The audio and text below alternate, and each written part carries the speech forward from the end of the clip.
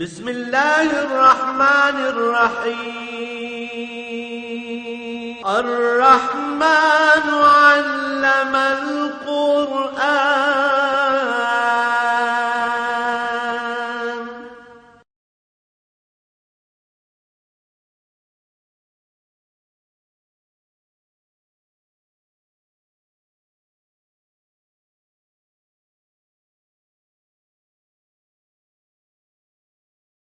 الحمد لله رب العالمين،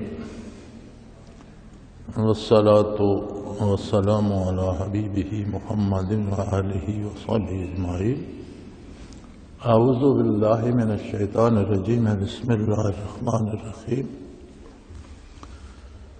قل أغير الله أتخذ وليا فاطر السماوات والأرض وهو يطعم ولا يطعم قل إني أمرت أن أكون أول من أسلم ولا تكونن من المشركين.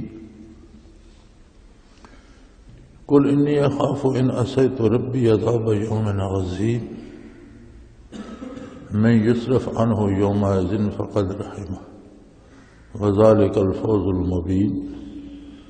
وإن يمسسك الله بضر فلا كاشف له إلا هو وإن يمسسك بخير فهو على كل شيء قدير وهو القاهر فوق عباده وهو الحكيم الخبير. قل أي شيء أكبر شهادة قل لله شهيد بيني وبينكم وأوحي إلي هذا القرآن لأنذركم به ومن بلغ أئنكم لتشهدون أن مع الله آلهة أخرى قل لا أشهد قل إنما هو إله واحد وإنني بريء مما تشركون. الذين آتيناهم الكتاب يعرفونه كما يعرفون أبناءهم الذين خسروا أنفسهم فهم لا يؤمنون. اللهم سبحانك لا علم لنا إلا ما علمتنا إنك أنت العليم الحكيم. مولاي صل وسلم دائما أبدا على حبیبک خیر الخلق کلہم. با محاورہ اور سادہ سا ترجمہ اس کا یہ ہے ان آیات مبارکہ کا کہ آپ فرما دیجئے کہ میں کیا اللہ کے سوا کسی کو اپنا معاون و مددگار سمجھ لوں، حالانکہ اللہ کریم آسمانوں اور زمین کو بنانے والا ہے، اور وہ ایک ایسی ہستی ہے جو کسی حال میں کسی کا محتاج نہیں، اسے کھلایا نہیں جاتا، یعنی وہ محتاج نہیں، اور سب کو وہ کھلاتا ہے، یعنی ساری مخلوق اس کی محتاج ہے. اور مجھے فرما دیجئے مجھے حکم دیا گیا ہے کہ میں سب سے پہلا اسلام لانے والا، تسلیم کرنے والا بنوں، اور کبھی بھی اللہ کی ذات یا صفات میں کسی قسم کے شرک کا ساتھ نہ دوں. اور فرما دیجئے کہ مجھے اس بات کا خدشہ ہے کہ اگر میں نافرمانی کروں تو قیامت کا عذاب بہت بڑا ہے، مجھے بھی اس سے ڈر لگتا ہے. اور جس پر جو قیامت کے عذاب سے بچ گیا اور اللہ کی رحمت ہو گئی، یہ بہت بڑی کامیابی ہے. اور اگر کسی کو اللہ کریم مصیبت میں یا تکلیف میں ڈال دیں تو کوئی ایسی ہستی نہیں ہے جو اس تکلیف اور دکھ کو دور کر سکے سوائے خود اللہ کے. اور اگر کسی پر مہربانی فرما دیں اور اسے نفع پہنچائیں تو وہ ہر چیز پہ قادر ہے، اور وہ غالب ہے اپنے بندوں پر، اور وہ دانا تر ہے اور ہر بات سے باخبر ہے. اور اس بات پہ اگر تم کہو کہ کس چیز کی شہادت ہے یا کون گواہ ہے یا کس کی گواہی ہے، تو سب سے بڑی گواہی خود اللہ کریم کی ہے. اور وہ انہیں فرما دیجئے کہ تمہارے اور میرے درمیان اللہ ہی گواہ ہے جس نے یہ قرآن مجھ پر نازل فرمایا ہے کہ میں تمہیں بر وقت آئندہ کے خطرات سے اطلاع پہنچا دوں، اور جہاں تک اور جب تک قرآن پہنچے گا میری بات اور اللہ کی بات پہنچتی رہے گی۔ تم اس بات کی گواہی دیتے ہو کہ اللہ کے ساتھ کوئی دوسرا معبود بھی ہے، تو یہ تمہارا کہنا ہے، میں اس بات کی گواہی نہیں دیتا، بلکہ فرما دیجئے کہ یقینی بات یہ ہے کہ اللہ واحد و لا شریک ہے، اور جو شرک تم کرتے ہو میں اس سے بری ہوں۔ اور یہ جو صاحب کتاب ہیں جنہیں آپ سے پہلے کتابیں دی گئی ہیں، فرمایا یہ میرے رسول کو اس طرح پہچانتے ہیں جس طرح بندہ اپنے اولاد کو یا افراد خانہ کو پہچانتا ہے۔ انہیں پتہ ہے کہ آپ اللہ کے سچے نبی ہیں، لیکن ان کی بدنصیبی ہے کہ ان کی بدعمالیوں نے ان کے دل سیاہ کر دی ہیں اور یہ سخت خسارے میں ہیں، انہیں ایمان نصیب نہیں ہوگا۔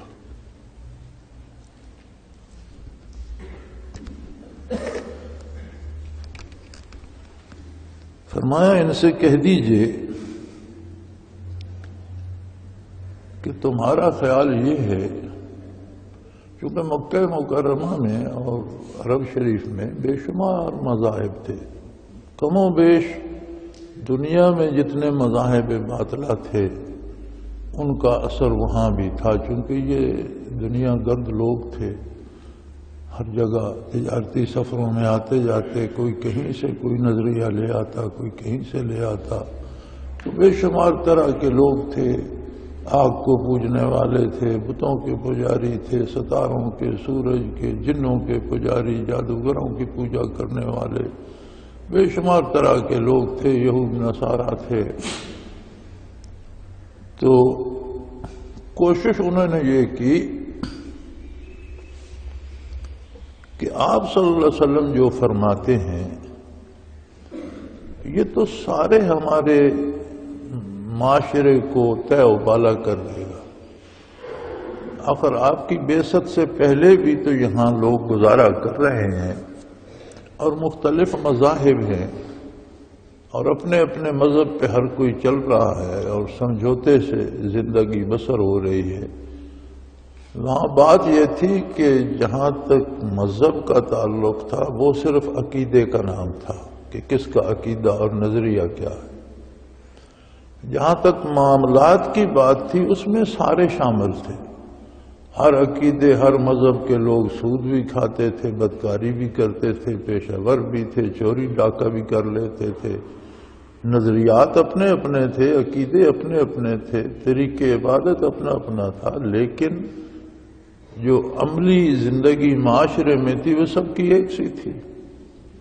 یہی خواہش اہل مکہ نے نبی اکرم صلی اللہ علیہ وآلہ وسلم سے بھی کی کہ آپ ایک اور عقیدہ ارشاد فرما رہے ہیں، تو آپ اپنے عقیدے پہ رہیے، جو آپ کی بات مانتا ہے وہ آپ کا عقیدہ لے لے، لیکن یہ ہمارا جو نظام یا سسٹم ہے جس میں ہمارا معاشرہ بسر کر رہا ہے، آپ اسے مت چھیڑیں، جیسا چل رہا ہے یہ چلتا رہے۔ پہلے بہت سے مذاہب ہیں، ایک مذہب اور سے اس سے کیا فرق پڑتا ہے؟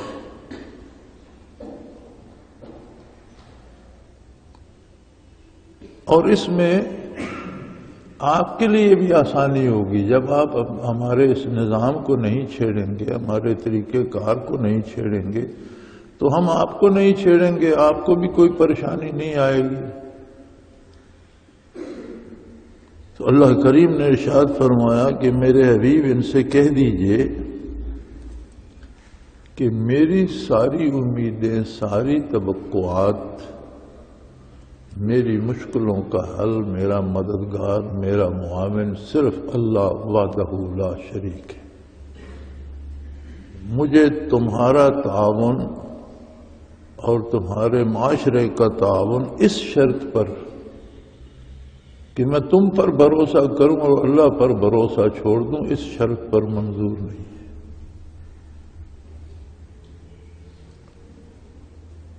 اور اللہ وہ ہستی ہے جو آسمانوں کا بھی خالق ہے، زمین کا بھی خالق ہے، اور جو کچھ اس میں ہے اس سب کا خالق ہے۔ اور اللہ وہ ہستی ہے جو بے نیاز ہے، کسی کا محتاج نہیں۔ اس کی ذات، اس کی صفات کسی کے ماننے نہ ماننے کی محتاج نہیں ہے، اور ساری مخلوق اس کی محتاج ہے۔ ہر وجود کو رزق وہ دیتا ہے، ساری مخلوق اس کا کھاتی ہے، اور وہ مخلوق کا محتاج نہیں ہے۔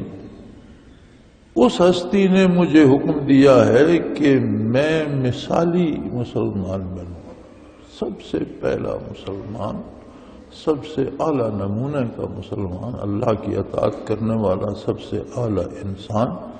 اور اس نے مجھے حکم دیا ہے کہ میں کسی طرح بھی اس کی ذات یا اس کی صفات میں کسی کی شراکت کی بات کا تصور بھی نہ کروں، اس کے قریب بھی نہ جاؤں۔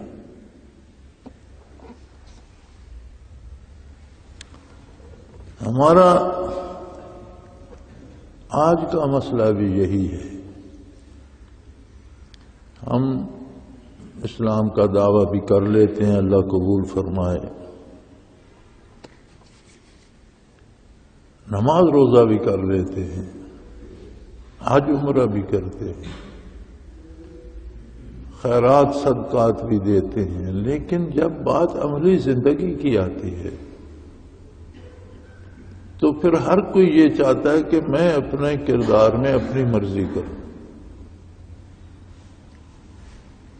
لین دین کے معاملے میں، کمانے کھانے کے معاملے میں، کاروبار کے معاملے میں کوئی پرواہ نہیں کرتا دین کی۔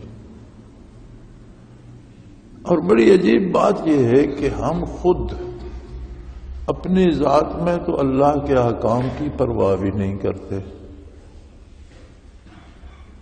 کمزور سے کمزور آدمی احکام شریعت کو پامال کرتے ہوئے ذرا بھی نہیں گھبراتا، لیکن ہم چاہتے یہ ہیں کہ جو ہمارے ساتھ معاملہ ہو وہ عین اسلام کے مطابق ہو، اور ہمارے جو حقوق ہیں وہ ہمیں ملے۔ یہ حقوق و فرائض کا معاملہ بھی بڑا عجیب ہے۔ انسانی معاشرے میں ہر بندے کے حقوق ہیں، لیکن ہر بندے کا حق کسی دوسرے کا فرض بنتا ہے۔ انسانی معاشرہ مدنیت پہ مبنی ہے، انسان مدنی الطبع یعنی مل جل کر رہنے والا۔ مدنی الطبع کہتے ہیں ایسی مخلوق جو تنہا نہیں رہ سکتی، مل جل کر رہتی ہے۔ ہم ایک دوسرے کے محتاج ہیں۔ دکاندار کاشتکار کا اور گاہک کا محتاج ہے، کاشتکار اپنی جگہ بارش کا اور کھیتی کا اور پانی کا اور نہر کا اور کھاد کا بیج کا محتاج ہے۔ درزی کے محتاج ہیں ہم لباس کے لیے، جوتا بنانے والے کے محتاج ہیں کہ کوئی بنا کر دے، جوتا بنانے والا محتاج ہے کہ کوئی اس کے بنے ہوئے خریدے۔ یعنی انسانی معاشرہ آپس میں ایک دوسرے سے اس طرح مل کے رہتا ہے تو ایک بندے کا حق دوسرے کا فرض بنتا ہے۔ جب ہم اپنا فرض ادا نہیں کرتے تو بہت سے لوگوں کے حقوق پامال ہوتے ہیں۔ اور یہ کتنی عجیب بات ہے کہ وطن عزیز میں آپ نے جب دیکھا جلوس نکلتے ہیں اپنے حقوق کے لیے، لیکن کوئی یہ نہیں سوچتا، مثلا پڑھا لکھا طبقہ ہے، دفتری لوگ ہیں، وہ ہڑتال کر دیتے ہیں یہ ہمارے حقوق نہیں مل رہے۔ وہ یہ نہیں سمجھتے کہ ہماری ایک دن کی ہڑتال سے دوسروں کے حقوق کتنے متاثر ہوں۔ جو تمہارا فرض ہے وہ تم پورا نہیں کرتے، صرف حق کا مطالبہ کرتے ہو، جس کا نتیجہ یہ ہے کہ جب ہم احکام الہی کی بھی پرواہ نہیں کرتے تو من جانب اللہ جو سزائیں ملتی ہیں وہ بڑی عجیب و غریب ہوتی ہیں، انسان کی سمجھ سے بالا تر ہوتی ہیں۔ بہت بڑی تحریک چلی، بے شمار لوگوں نے جانیں دیں، کوئی نہیں گن سکتا کتنے لوگ شہید ہوئے، سب اندازے ہیں۔ کتنی عزتیں مسلمانوں کی لٹیں، کتنے لوگ گھر بار چھوڑ کر مہاجر ہوئے۔ بات کیا تھی کہ پاکستان کا مطلب کیا ہے؟ لا الہ الا اللہ۔ لیکن اللہ نے جب وہ ملک دے دیا تو حیرت کی بات یہ ہے کہ جو لوگ ہجرتیں کر کے آئے تھے ان کی نسلوں کو بھی دیکھو تو وہ بھی اس بات سے بدل گئے۔ اپنے کردار میں وہ چاہتے ہیں جو ہم چاہیں وہ کریں، ہمیں کوئی پوچھنے والا نہ۔ اللہ کے عذاب بھی نرالے ہوتے ہیں۔ جس بات سے ہم گلو خلاصی چاہتے تھے وہ تھا انگریز کا غلبہ۔ غلبہ یہ تھا کہ اس نے پورے برے صغیر میں ایک آئین و دستور اور ایک طرز حیات رائج کر دیا تھا، اور غالباً یہ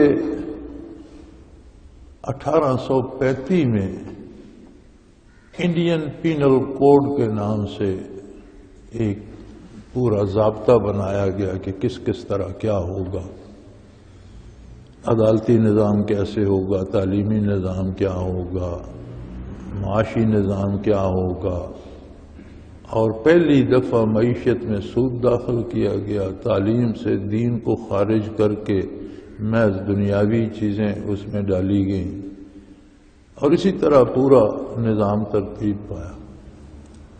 اللہ نے ہمیں خطہ زمین تو دے دیا، ہم اپنے وعدے پہ قائم نہ رہے۔ اس کی سزا ہمیں یہ ملی کہ 63 برس ہو گئے ہیں، حکمران بدل گئے ہیں، انگریز کی جگہ مقامی لوگ آ گئے ہیں، انداز حکمرانی نہیں بدلا۔ ہم آج بھی انڈین پینل کوڈ 1835 کو بھگت رہے ہیں۔ آج بھی ہمارا پورا نظام جو ہے اس کی بنیاد وہی انڈین پینل کوڈ مجریہ 1835 ہے۔ کیسی عجیب بات ہے کہ نیا ملک بن گیا، نئی ریاست بن گئی، مسلمانوں کی ریاست بن گئی، مسلمانوں نے اپنے وعدے وفا نہ کیے تو اللہ کریم نے وہی سزا جاری رکھی کہ جو ضابطہ انگریز نے بنایا تھا اس کی خصوصیت یہ تھی کہ انگریز حاکم تھا، وہ مالک تھا سارے کا، ہم سارے غلام تھے۔ ہم دن بھر جتنی محنت کرتے اس کا فائدہ تاج برطانیہ کو جاتا تھا، اور ہم ہمیشہ بھوکے پیٹ سوتے اور ننگے بدن رہتے تھے۔ آج بھی وہی انڈین پینل کوڈ ہے، اور جو لوگ ایوان سلطنت میں اور حکومت کی راہداریوں میں اور شاہی محلات میں پہنچ جاتے ہیں وہ انگریز کی جگہ پورا ملک کا حاصل لیتے ہیں اور عیش کرتے ہیں، اور پورا ملک دن بدن مفلسی، غربت، لاچاری اور مجبوری میں دھنستا چلا جا رہا ہے۔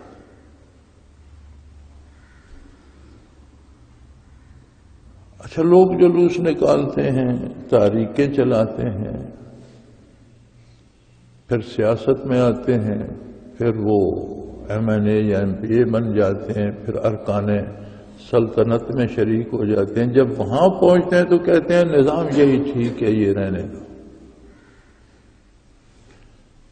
سیاسیات میں بڑی لڑائی ہوتی ہے، سیاسی جماعتوں میں ایک دوسرے پہ اعتراضات کرتے ہیں، لیکن جب نظام کی بات آتی ہے تو آپ بھی روز سنتے ہیں ہر سیاسی جماعت کہتی ہے نہیں، ہم اس نظام کو نہیں گرنے دیں گے۔ یہ کون سا منزل من اللہ نظام ہے؟ یہ کیا نبی کریم صلی اللہ علیہ وسلم نے سکھایا ہے؟ کیا یہ قرآن میں آیا ہے؟ یہ تو انگریز کا دیا ہوا نظام ہے یار، یہ ختم نہیں ہوگا تو غلامی کیسے کٹے گی؟ یعنی زنجیریں وہی ہیں، توق و رسن وہی ہیں، گلے میں بھی توق ہے، ہاتھ پاؤں بندھے ہوئے ہیں، صرف جس بندے کے ہاتھ میں زنجیر یا چابک تھی، جو مالک تھا وہ بدل گیا، انگریز چلا گیا، مقامی بندہ آ گیا۔ عام آدمی کو اس سے کیا ملا؟ لیکن جب بھی نظام کی بات ہوتی ہے کہتے ہیں نہیں یہ نظام ہم نہیں بدلنے دیں گے، یہی رہے گا. اور یہ میری رائے میں ہمارے کردار کا نتیجہ ہے. ہم عام آدمی جو ہیں، جو ہم شور کرتے ہیں ہمیں ہمارا حق نہیں ملتا، ہمارے لیے بجلی کوئی نہیں، ہمارے لیے پانی کوئی نہیں، ہمارے لیے آٹا کوئی نہیں، ہمیں راشن نہیں ملتا، ہمارے بچوں کی تعلیم کا کوئی انتظام نہیں، ہم پیسے دے کے مہنگی دوائی خریدتے ہیں تو وہ بھی جعلی نکلتی ہے، ہمارے لوگ بغیر علاج کے مر رہے ہیں. یہ ساری تکلیفیں ہیں. لیکن کیا کبھی ہم نے سوچا کہ ہم نے اللہ سے جو وعدہ کیا تھا اسے ہم نے وفا کیا ہے؟ کیا ہم نے سود کھانا چھوڑ دیا ہے؟ کیا ہم نے اللہ کے ساتھ دوسروں کو شریک کرنا چھوڑ دیا ہے؟ ایک شرک ہوتا ہے کہ کوئی بت بنا کر اس کی پوجا کرنا شروع کر دیتا ہے، یہ سورج چاند ستاروں کو پوجنا شروع کر دیتا ہے. یہ تو ظاہری سی بات ہے. اور بتوں پر اتنی سخت چوٹ لگائی محمد الرسول اللہ صلی اللہ علیہ وسلم نے کہ ایک دفعہ کوئی لا الہ الا اللہ پڑھ لے تو پھر وہ بت پوجنے کا تصور نہیں کرتا، بتوں کو کا اہمیت نہیں دیتا. ایک شرک یہ ہوتا ہے جسے شرک خفی کہتے ہیں کہ بندہ اپنی امیدیں اللہ سے توڑ کر دوسروں سے وابستہ کر لے. جس کی بات یہاں ہو رہی ہے، کل غیر اللہ اتخذ ولیا، تم یہ سمجھتے ہو کہ میں اپنی امیدیں اللہ کے سوا کسی اور سے وابستہ کر لوں، تمہارے ساتھ سمجھوتے کر لوں اور تمہارے معاشرے سے امید وابستہ کر لوں کہ تم میری مدد کرو گے؟ میری مدد اللہ کرے گا جس نے مجھے اللہ کا رسول مبعوث کیا ہے. وہ اللہ جو آسمانوں اور زمینوں کا بنانے والا بھی ہے، اور وہ اللہ جو ساری کائنات کے ہر ذرے کو قائم رکھنے والا ہے، اور وہ اللہ جو اپنی ذات میں کسی کا محتاج نہیں.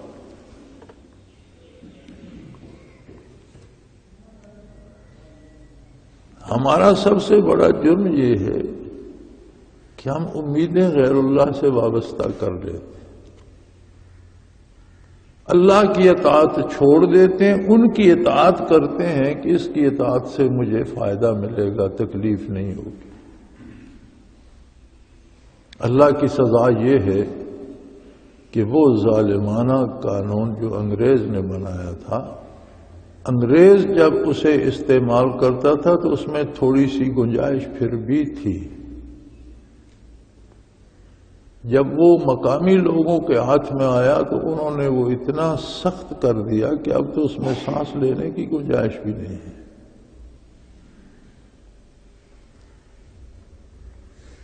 تو فرمایا آپ اعلان کر دیجئے، اور آپ صلی اللہ علیہ وسلم کا اعلان قیامت تک ہر فرد کے لیے موجود ہے کہ مجھے تو یہ حکم دیا گیا ہے، میرے اللہ نے مجھے یہ فرما دیا ان اکون اول من اسلم، کہ میں تو مثالی مسلمان، سب سے اچھا، سب سے اعلیٰ اللہ کی بات سننے اور ماننے والا بنوں. ولا تکونن من المشرکین، اور کبھی اس کی ذات یا اس کی صفات میں کسی کو شریک کرنے کا سوچوں گی نہیں. مولانا احمد علی لاہوری رحمۃ اللہ تعالی علیہ کا ماہنامہ آتا تھا اور ہم پڑھا کرتے تھے، تو ان کے جمعے کے خطابات بھی اور وہ چیزیں آتی تھیں اس میں. تو ایک خطاب میں فرماتے ہیں کہ ایک شخص دکان پہ بیٹھا ہے، گاہکوں کا رش ہے، لوگ آ رہے ہیں، اذان ہو جاتی ہے. اب وہ اس لیے مسجد نہیں جاتا یا عبادت کے لیے نہیں اٹھتا کہ اٹھ جاؤں گا تو یہ گاہک چلے جائیں گے تو پھر روزی کہاں سے آئے گی. تاخیر کر دیتا ہے یا دیر کر دیتا ہے یا چھوڑ دیتا ہے، اس کی نماز چلی جاتی ہے اور وہ اس کام میں لگا رہتا ہے. تو فرماتے تھے کہ اس بندے نے اللہ کو رب نہیں سمجھا، اس نے اس دکان کو رب سمجھا ہوا ہے. حالانکہ وہ بندہ بھی کلمہ بھی پڑھتا ہے، مسلمان ہے، لیکن انہوں نے فرمایا کہ اگر اللہ کو رب سمجھتا تو جب اللہ کی طرف سے بلاوا آیا بند کر دیتا، اللہ کی عبادت کرتا، فرائض ادا کرتا، واپس آ جاتا۔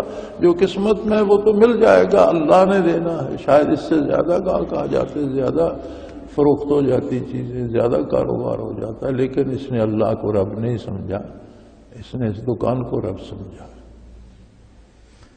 اگر اس طرح کی مثال اپنے سامنے رکھ کے ہم دیکھیں تو ہم بڑی چھوٹی چھوٹی باتوں میں غیر اللہ کے سہارے ڈھونڈتے ہیں اور اللہ کریم کو بھول جاتے ہیں، اور جہاں بھی نفع کی امید یا نقصان کے ڈر سے اللہ کو چھوڑ کر کسی دوسرے کی بات مانی جائے گی، یہ شرک ہوگا۔ تو حضور اکرم صلی اللہ علیہ وسلم نے فرمایا کہ میں تو اللہ کا رسول ہوں، اولو العزم رسول ہوں، آخری رسول ہوں، نبیوں کا بھی نبی ہوں، نبیوں کا بھی امام ہوں، رسولوں کا بھی امام ہوں، امام المرسلین ہوں، اور نبی میں تخلیقی طور پر گناہ کا مادہ ہی نہیں ہوتا، نبی معصوم عن الخطا ہوتا ہے، نبی سے غلطی ہو ہی نہیں، گناہ ہو ہی نہیں سکتا، اس لیے کہ نبی مقتدا ہوتا ہے مخلوق کا۔ اگر نبی غلطی کرے گا تو پھر ساری امت اس غلطی کو عبادت سمجھ کے کرتی رہے گی، نبی معصوم عن الخطا ہوتا ہے۔ فرمایا اس کے باوجود اگر اللہ کا نبی بھی خدا نخواستہ خطا کرے تو اللہ کے سامنے پیشی سے اسے بھی ڈر لگتا ہے۔ ناممکن ہے کہ نبی خطا کرے، مراد یہ ہے کہ کوئی بھی شخص جو گناہ کرنے میں دلیر ہے اسے یہ نہ بھولنا چاہیے کہ اس کی جواب دہی بھی ہونی ہے، اور اللہ کے روبرو میں نے جواب دینا ہے، اور مجھ سے پوچھا جائے گا کہ تو نے میری نافرمانی کیوں کی؟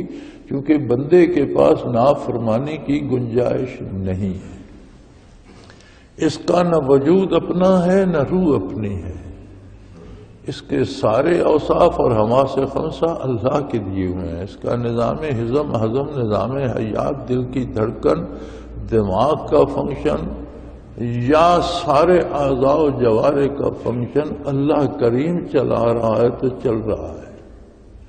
اسے روزی وہ دیتا ہے، اسے ہوا میں سانس لینے کی توفیق وہ دیتا ہے، اسے ہر چیز وہ دے رہا ہے، اس کے پاس کوئی جواز نہیں ہے کہ اس کی نافرمانی کرے۔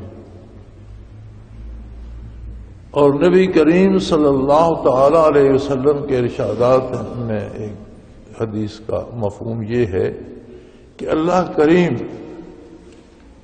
گناہگاروں کو بھی جن کا ایمان سلامت ہوگا بخشیں گے، اپنی رحمت سے بخشیں گے، اپنی بخشش کا کرم بھی بہت وسیع ہے، توبہ کر لیں گے بخشے جائیں گے، زندگی میں توبہ کر کے دنیا سے جائیں گے اللہ معاف کر دے گا۔ لیکن اگر کسی پر سوال ہو گیا عرصہ معاشر میں یا حشر کے دن، اللہ کریم کی طرف سے کسی پر یہ سوال ہو گیا کہ تو نے یہ جرم کیوں کیا، تو حضور فرماتے ہیں وہ اس کی پاداش میں جہنم جائے گا، چونکہ بندے کے پاس اللہ کی نافرمانی کا کوئی جواز نہیں۔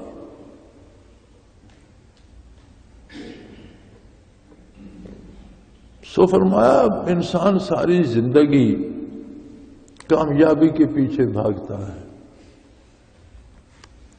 انسان ساری زندگی ہر بندہ صرف کامیابی چاہتا ہے، اور یہ ضروری نہیں کہ بڑے لوگ، عام آدمی سے لے کر بڑے آدمی تک ہر آدمی کا ایک ٹارگٹ ہے، ہر آدمی کچھ کرنا چاہتا ہے اور اس میں کامیاب ہونا چاہتا ہے۔ فرمایا کامیابی یہ ہے میں یصرف عنہ یومئذ فقد رحمہ، قیامت کے دن اللہ کریم نے جس سے صرف نظر فرما لیا، درگزر فرما دیا، جس کی خطائیں معاف کر دیں، جس کی جواب طلبی نہ فرمائی اور اس پر رحم کر دیا، ذالک هو الفوز المبین، وہ بندہ جیت گیا، یہ بہت بڑی کامیابی۔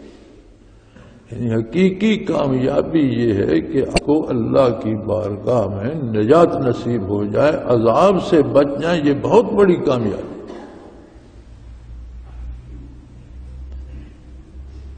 اور اس کامیابی کو پانے کا طریقہ یہی ہے کہ یہ دنیا جو ہے یہ ایک بازار ہے۔ ہر آدمی کے پاس زندگی کے جو لمحات ہیں یہ سرمایہ ہے۔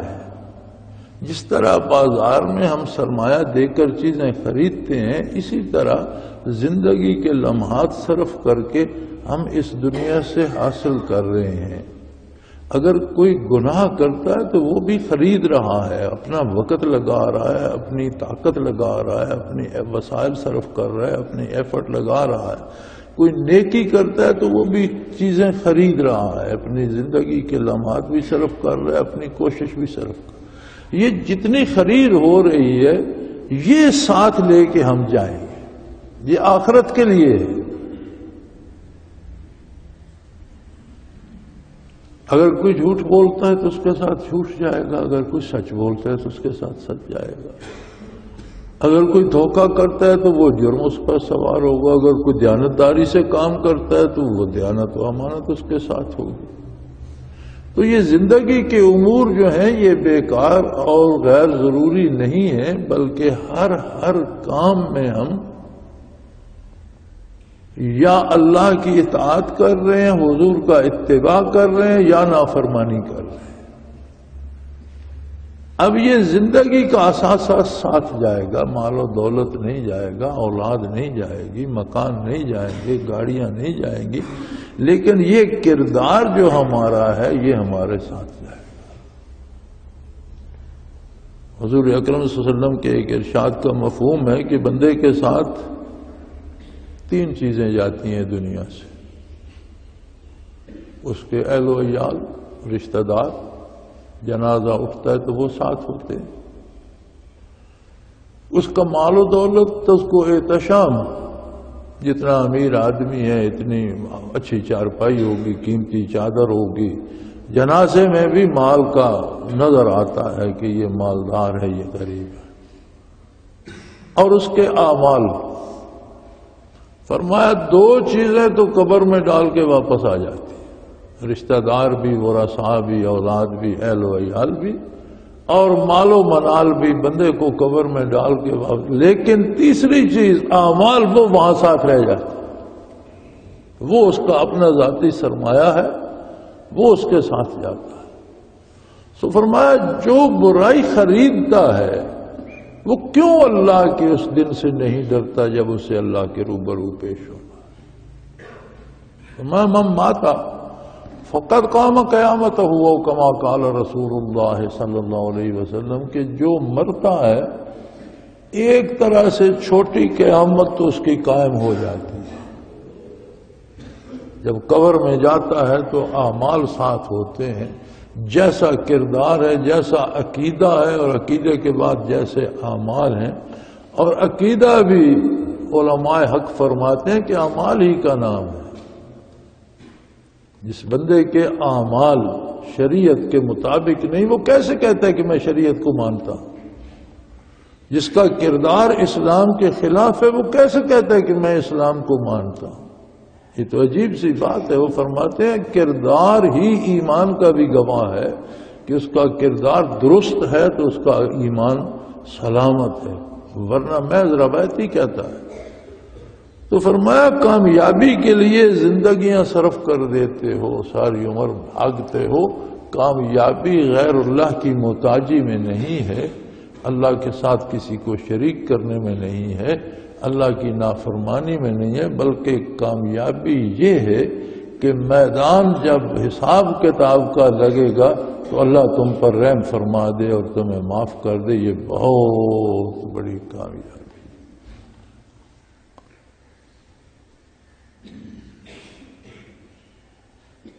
خود حضور اکرم صلی اللہ علیہ وسلم نے ایک موقع پہ فرمایا کہ رحمت الہی کے بغیر کوئی نہیں بخشا جائے گا۔ ام المومنین حضرت عائشہ صدیقہ رضی اللہ عنہ نے عرض کیا رسول اللہ آپ بھی؟ فرمایا ہاں میں بھی۔ انہوں نے اس کی یا رسول اللہ آپ تو امام المرسلین نے فرمایا تو یہ اس کی رحمت ہے نا، یہی تو اس کی رحمت ہے۔ اس لیے دنیا میں ہر بندہ اپنے آپ کو دیکھے،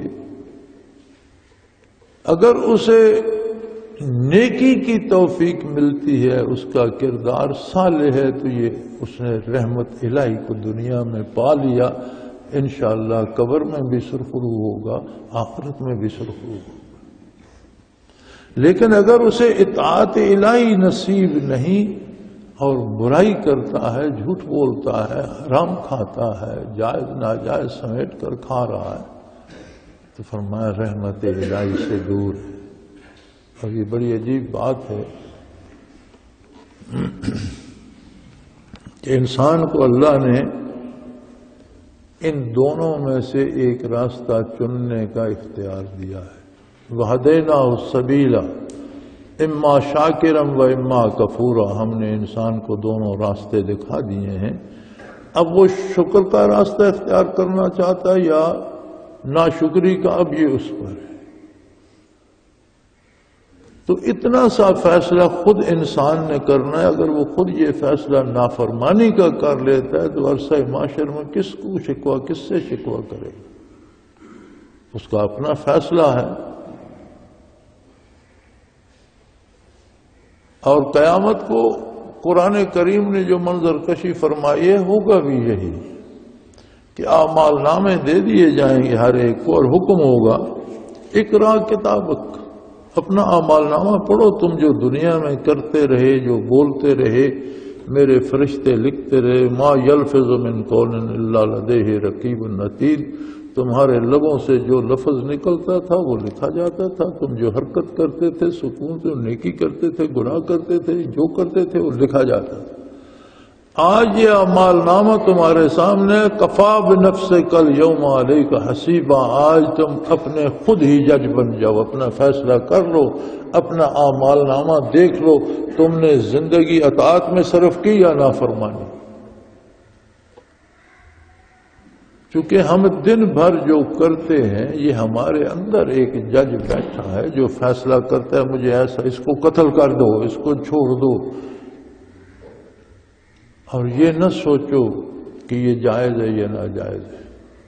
اگر یہ جج جو ہمارے اندر ہے یہ سوچے کہ اللہ کا حکم کیا ہے، میں ویسا کروں، تو میدان حشر کی کامیابی بھی یقینی ہے۔ اور اگر آج ہم اللہ کی عظمت کو بھول کر اپنی خواہشات پہ فیصلے کرتے رہیں تو سب سے بڑی نامرادی اور ناکامی یہ ہوگی۔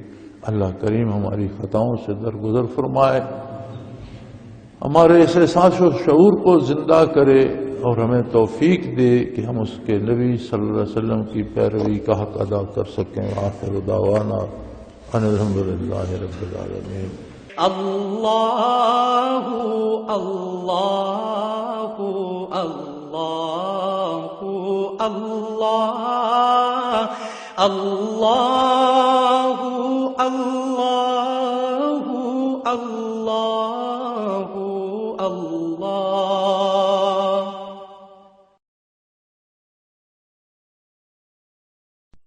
حضرت امیر محمد اکرم آوان مد ذلہ العالی دارالعرفان منارہ ضلع چکوال میں سالہ سال سے قرآن و حدیث کے اوپر خطابات کر رہے ہیں اور سلسلہ نقشبندیہ اویسیہ کے مطابق لوگوں کو ذکر الہی کی تربیت دے رہے ہیں۔ وہ قرآن پاک کی تفسیر ترتیب وار بیان کر رہے ہیں۔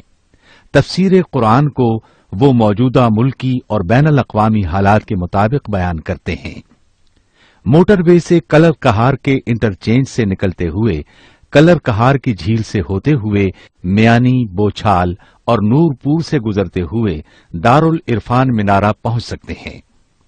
حضرت امیر محمد اکرم آوان نے بچیوں اور بچوں کی دینی اور دنیاوی تعلیم کے لیے سقارہ اکیڈمی کے نام سے ایک درسگاہ بھی قائم کی ہے، جس کا افتتاح ملک پاکستان کے صدر جنرل محمد ضیاء الحق نے اپنے دست مبارک سے کیا تھا۔